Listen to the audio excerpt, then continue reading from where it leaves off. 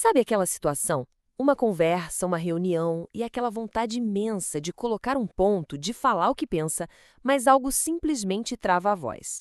Ou pior ainda, sabe aquela crítica que vem totalmente de graça? Um comentário atravessado bem no meio do expediente? E a reação? Pois é, um sorriso meio amarelo e aquele silêncio que pesa no ar. E o depois? O depois é terrível.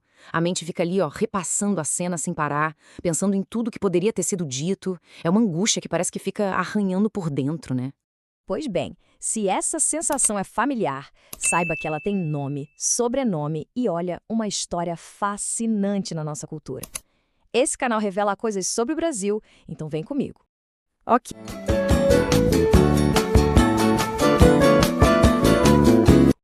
Ok, vamos mergulhar fundo nisso. O tema de hoje é uma das expressões mais brasileiras que existem: engolir sapo. Mas e se eu te disser que isso pode ser tanto uma armadilha que adoece, quanto uma estratégia que impulsiona?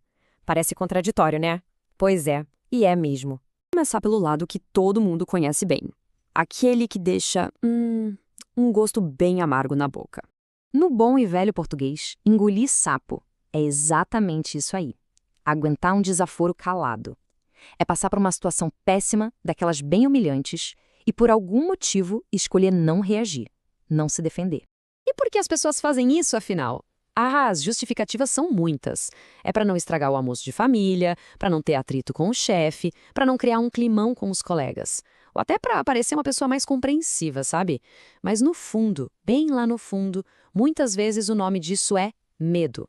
Medo do conflito, medo de ser mal interpretado, medo de ser visto como uma pessoa difícil.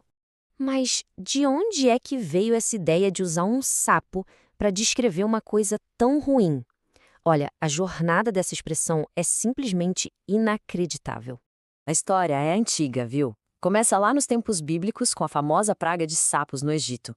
Imagina, as pessoas foram forçadas a conviver com algo nojento sem poder fazer nada. Depois, no folclore europeu, os sapos eram ligados à bruxaria, sempre com essa fama ruim. Aí no século XX, a expressão se firma no Brasil com o sentido que a gente conhece.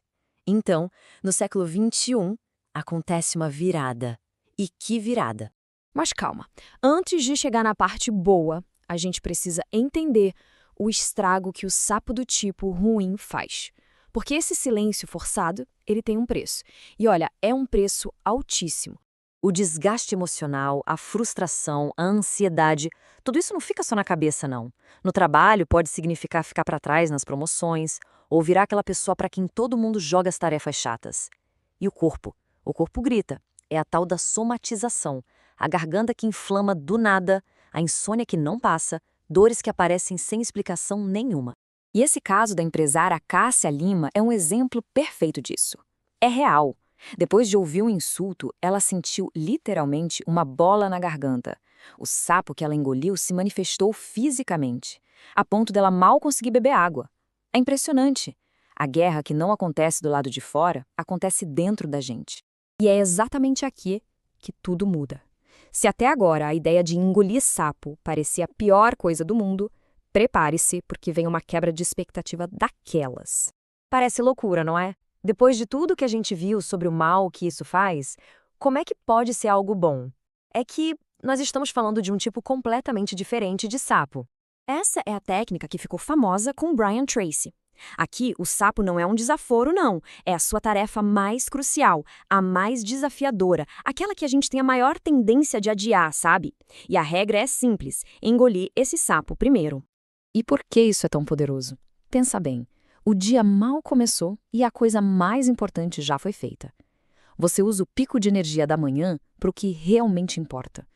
Em vez de começar o dia respondendo e-mails e apagando incêndios dos outros, o que é um modo reativo, a pessoa assume o controle. E a sensação de vitória logo cedo? Nossa, isso cria um impulso que te carrega pelo resto do dia. Entender essas duas faces de uma mesma expressão é entender um pouquinho da nossa complexidade, né?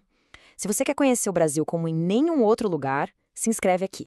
Certo. Então, agora a gente tem dois sapos na história. Um que envenena e outro que fortalece. A pergunta de $1 milhão é: como é que se diferencia e lida com cada um deles? A diferença é toda essa. O sapo armadilha é imposto pelos outros. É uma reação a algo que fazem com a gente. Ele suga a nossa energia e nos coloca no papel de vítima.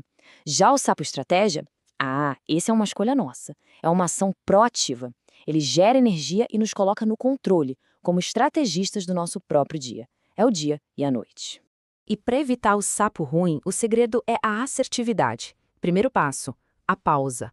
Respirar fundo, quebra o ciclo do impulso, é batata. Segundo, comunicar o sentimento de forma responsável. Falar de si, eu me sinto assim.